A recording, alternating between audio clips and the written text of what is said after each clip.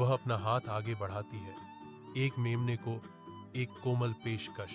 छोटी भेड़ लड़की की कोमल दयालुता से आकर्षित होकर आती है। लड़की धीरे से मुस्कुराती है क्योंकि मेमना उसके हाथ से खाता है। जो शुद्ध संबंध का एक क्षण है।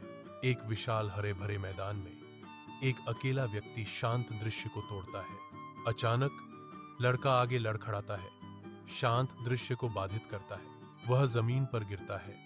उसका चेहरा दर्द में मुड़ जाता है क्योंकि वह प्रभाव के लिए तैयार होता है। आंसू उसके चेहरे पर बहते हैं। हर बूंद उसके गहरे दुख का प्रमाण है। विशाल हरे भरे खेत में यीशु हमेशा चौकस रहते हैं। शांत परिदृश्य में करुणा की एक किरण। एक आकृति ढह जाती है, दुहक से अभिभूत। उसकी निराशा खेत की शांति को भंग कर देती है। तेजी से यीशु रोते हुए आदमी के बगल में घुटने टेकते हैं। उनकी उपस्थिति एक आरामदायक आलिंगन है। धीरे से यीशु उस आदमी के आंसू पोंछते हैं। अपनी कोमल स्पर्श से सांत्वना और समझ प्रदान करते हैं। यीशु उसे दिलासा देते हैं। उनकी आवाज उस आदमी की घायल आत्मा के लिए एक सुखदायक मरहम है जो हवा को शांति से भर देता है। वह आदमी जिसे अब यीशु ने गले लगाया है, खेत में शांति का क्षण पाता है।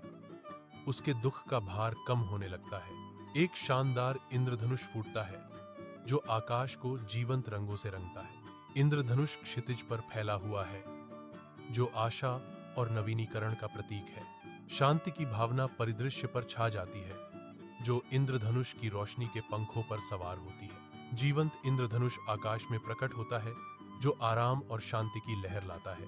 विशाल हरे भरे मैदान में लड़कों का एक करीबी समूह इकट्ठा होता है। उनके चेहरे गहरी चिंता दर्शाते हैं। लड़का पास आता है।